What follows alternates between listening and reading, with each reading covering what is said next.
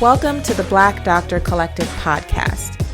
We as Black doctors are in a unique position. We can change our communities, healthcare, and the world. Of course, we start by changing the way we see and value ourselves. I'm your host, Dr. Shanika Horn, pediatrician and physician coach, travel extraordinaire. I am so happy to have you here and listening. So let's get into it.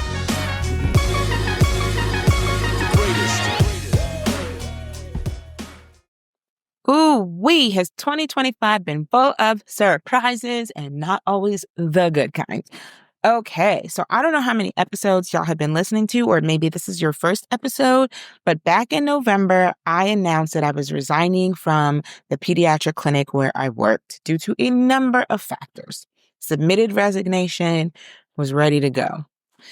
In a complete switcheroo, I'm actually back at that clinic working right now remotely all through, since part of January. You know, I don't like to be outside in January. If you're new here, I don't like to go outside in January. It's cold. I live in New York. If you're going to get me outside my house in January, right now it's snowing, it's February. If you're going to get me outside, it's got to be like the best scenario, right? And actually in January, I was in Ghana for a chunk of it. So in a complete switcheroo, I am now back at that clinic. You are looking at an MD. If you're on the YouTube, you're looking. If you're on the podcast, you're listening. But welcome. I'm the new MD. And by MD, I don't mean medical doctor. I mean medical director. Boom. Complete 180 from the direction I thought things were going in my career, in my life.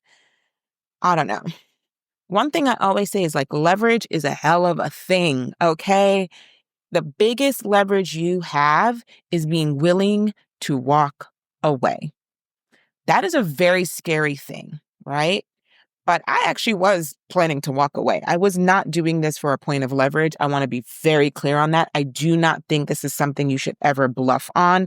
You have to be authentically ready to walk away. And whatever internal work, whatever coaching support you need to get in order to have that position, do that. But don't do it as a fake threat, because you will find yourself out of a job and on your butt on the sidewalk, because a lot of these companies do not actually care. Okay? Great.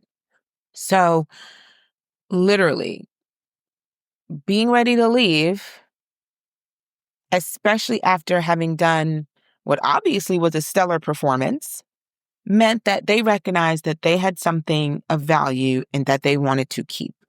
Therefore, that became a new pivotal point for which we negotiated an entirely new offer in which I get paid a lot more than my previous rate, and I have a lot more responsibilities to match that new rate increase, okay?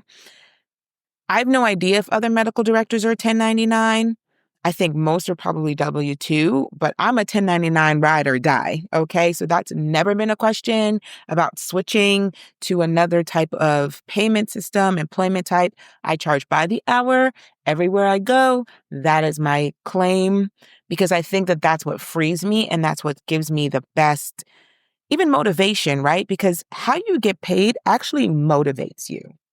If you feel like they're lumping on work and you have no opportunity to have an increase that matches your level of responsibility, you will be demotivated so freaking fast.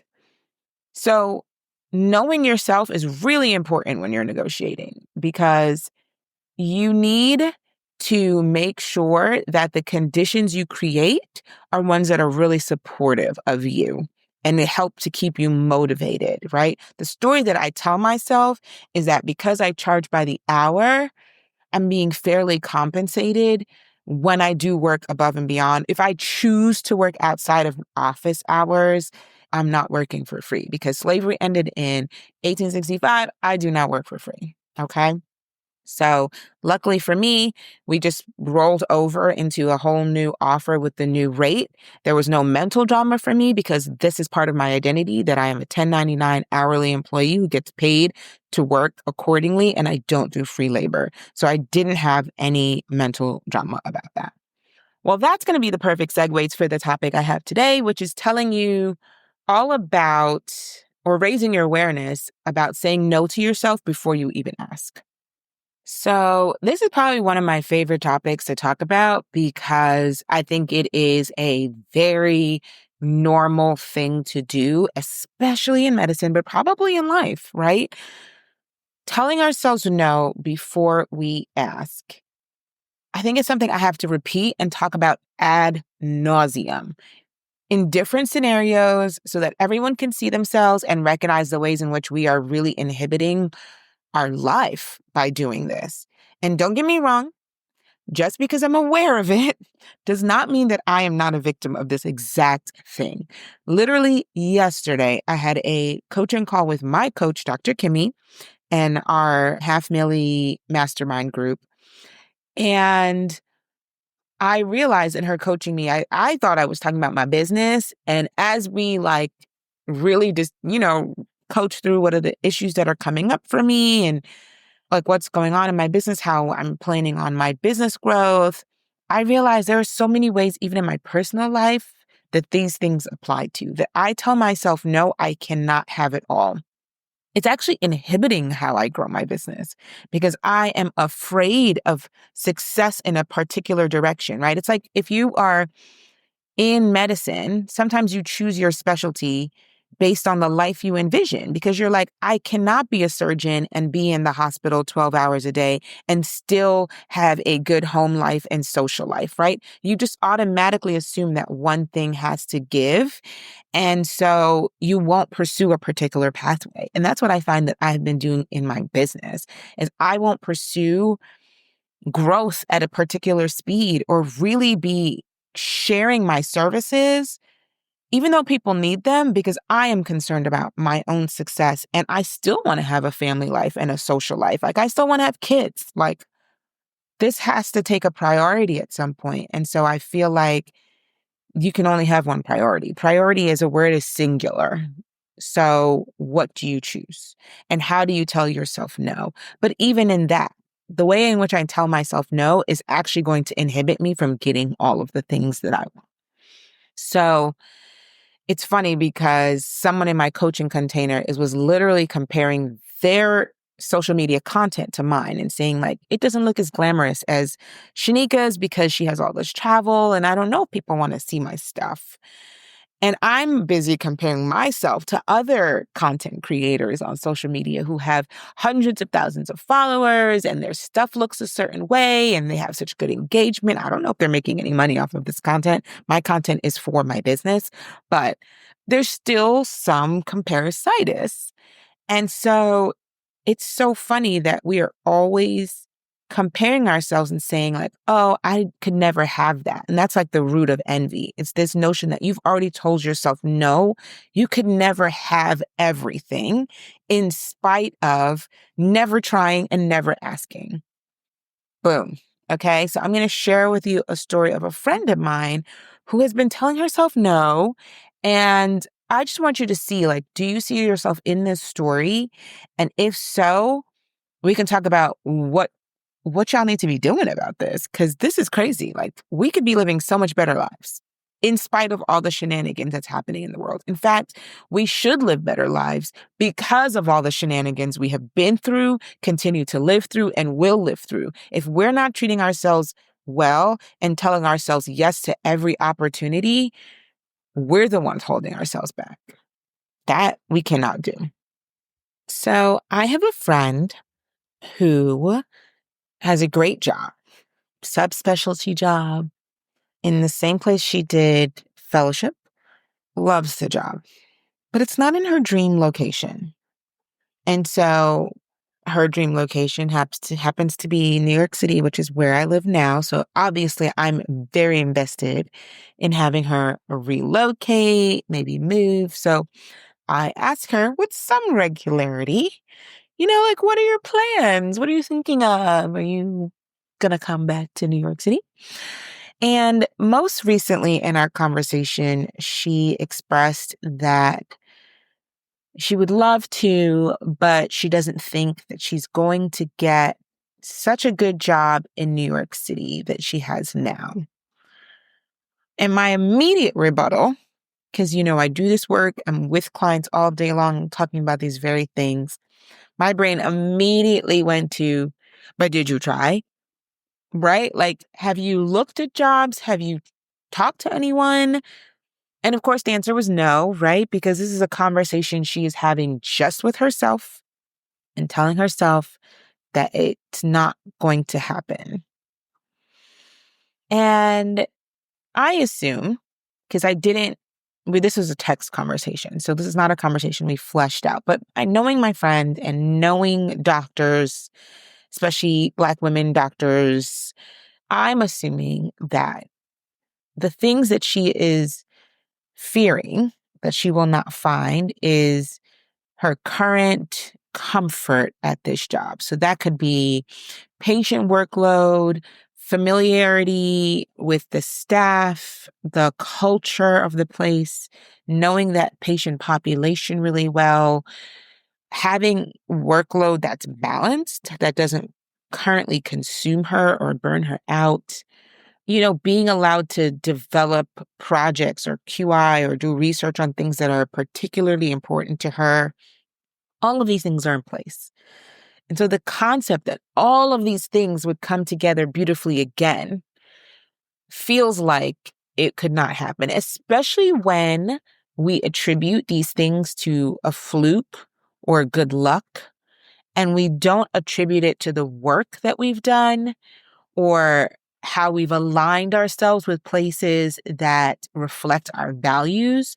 Those things, especially if done unintentionally, can go underappreciated. So she's having this conversation with herself and she's telling herself, I can't have everything I want. Sound familiar? It's like my favorite thing to say to myself in various versions, but the same thing that a lot of us say to ourselves. I can't have everything I want. I will never be able to find something so good again. And so that literally creates the exact scenario that we live in. So if you are thinking, I cannot have everything I want, I will not be able to find it, it then transmits into your action because there's no point in looking. Don't look, don't ask, don't tell anybody that you're even looking for something. No one's going to help you find it because no one even knows that's what you desire.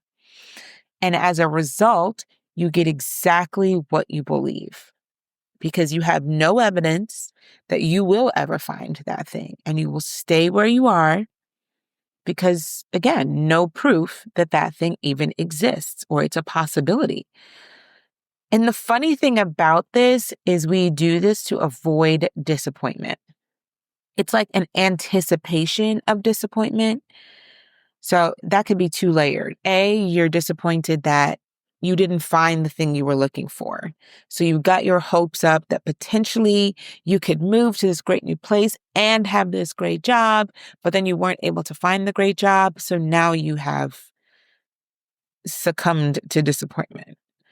Secondary is that, okay, you move to this great place you want to be in, you find a job you think will do this for you, you get in the job, and it is not cracked up to what you thought it was going to be. They were lying. They catfished you. That is a huge fear that everyone has. I'm going to get here. I'm going to realize I hate it. I left something great, or I left something that at least I knew. It's like the devil you know versus the devil you don't. So even if your previous job wasn't great, you might have thought, oh, well, I don't want to end up in anything worse, right? And honestly, these are misconceptions. So the misconception, even in looking for a job, is that people are mostly unhappy. Like most people are unhappy in their jobs. Why would I leave the one that I'm happy in or at least comfortable in? It's rare to find something that I will love. Employers don't want to give us what we want. I can't have it all. The dream job in the dream city, I'm asking for too much. All of these things are stories that we tell ourselves. They're not actual facts. They can be changed. So, not wanting to be let down, you create a scenario which you are avoiding even building hope, even entertaining the possibility of being let down. However, here's the trick. You are currently disappointed right now. Right now, you don't have the thing that you deeply desire, and you are telling yourself on a regular basis that you can never have it. And that is disappointment. We talked about this on my call, and I was saying this version where I don't ask and I just assume that I can't have it is like microdosing. I was like, I love medical terminology in everyday conversations because it just widens my vocabulary so much. I can much more accurately describe exactly what it is that's happening to me in my environment. So I was like, I am literally microdosing my disappointment. It still sucks, but it's in small amounts over a longer period of time, which actually saying it out loud sounds terrible, but microdosing, right? And my coach says to me, Dr. Kimmy's like, because you think that you're avoiding a bolus of disappointment. And I was like, I absolutely do. And you never get to entertain what happens if you get the thing that you actually wanted. How good, that would be a bolus of excitement. But we are avoiding anything that looks like that. And either way, we're disappointed in our minds. The only options are two forms of disappointment. And so if I have to choose between a bolus of disappointment and a microdose of disappointment, we often choose the microdose. That's just what it is. I choose the microdose usually. So I'm like, oh my God, that's so crazy because I'll never get the bolus of excitement or satisfaction or happiness or joy. Like I'm denying myself all of these things. My friend is denying herself all of these things. When you think about it that way, doesn't it make you not want to keep microdosing your disappointment? I'm like, that little microdose, it's basically just like a safety mechanism, right? It's the disappointment you know and are familiar with. Not that it's good, it's just familiar. And so every day we are betraying ourselves by foregoing our needs, our wants, our desires. There's a trauma to that, to betraying yourself consistently on a regular basis. I had a client on my coaching call last night on our group coaching call say that she's worried about accepting job contracts because she knows herself and she feels like even if things are not great, she's much more likely to just stay in it. And she described it as a loyalty, but that's not a loyalty. That is a betrayal. She was like, even if I have a hairdresser that I don't absolutely love, I just stay there. And that is literally microdosing disappointment on a regular basis. We don't even try because we are convinced that things will not work out. And we've told ourselves, no, it's not possible. We can't have it. We've never even asked. So naturally, both my friend and my coaching client need to see the flip side, right? In having these conversations, brings the awareness that this is the behavior that we're doing. This is the life we're supporting because now the life we're supporting is always going to be subpar. And you get to choose that consciously instead of subconsciously microdosing. You're now consciously making a decision. Do I want to keep on this path or do I want to break out of it and potentially get exactly what I need and want and desire? What does that look like to have that much joy, have that much satisfaction? Most people choose the satisfaction and the joy. Once you lay it out like that, that's just like, that's the preference. So my message to you is to look at the ways that you are microdosing disappointment in your life. What are the things that you've decided you will not even ask for because you fear that you will never get it? And then think about what the alternative is. What would your life be like if you did get it? And if that's something that you want to work on and you know that you have a tendency to be like my client and stay in spaces because you're comfortable, or like my friend, to stay in something that you're comfortable with or happy with because better could not be possible. And you know that actually, I'm sure there's better. I need to figure out how to get it. That's when you join a group program like Any Day Negotiator. Because what we do is make a plan. What's a good way for you to find out if the options are open to you? We do that together. And then if you want to evaluate that environment to make sure you aren't going from the frying pan into the fire. I do that with you. Because who wants to leave something and feel so uncertain? But part of the reason there's so much uncertainty is because we don't ask enough questions. We don't know what we're signing in the contract. We haven't negotiated for the things that we desire. And because I can carry you through all of those components, how to look for the right type of job to even apply to, once you start interviewing, how to ask the right questions to be able to assess, like really suss it out. Like what's going on up in here? Who all goes here? And what is the culture? And then you tweak that offer so that it becomes the very thing that you desire, whether it's a 4 or 3 day work week, whether it's more vacation time, more pay, dedication to certain populations or projects. If you tweak all of that, if you get to manipulate the work environment and control the work environment for yourself, then you no longer have the fear that you're walking into more disappointment. And then as an added measure of security, we talk about your escape plan. Because let's say we do all of those things and I don't know, like the administration changes or whatever changes. Yeah, you'll still have protections in your contract, but those things could impact the workplace culture. And if they do, siren, I hope y'all can't hear it, but even if you can, it's New York City, sorry. But let's say everything changes in your work environment and you need to get out. We have a plan for that. So you know exactly what it would be like. So you never feel trapped. Because that's the other fear, is that I'm going to go to this place and I'm going to be stuck. And I don't know what happens after that.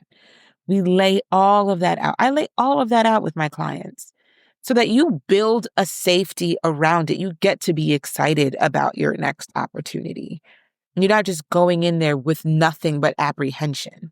You're going in there with excitement and just potential and promise, and more than promise because it's written into a contract, right?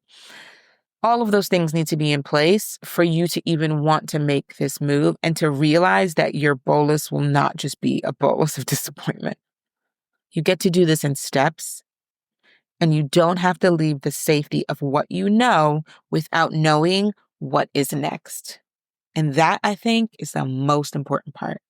So I'll be over here working on identifying all the ways I've been telling myself a big fat no and how I'm going to get the bolus of satisfaction that I've been looking for. I'll let you know how that goes. I'll keep you guys posted. Have a good week. Bye. Thank you so much for listening. Please subscribe to the podcast.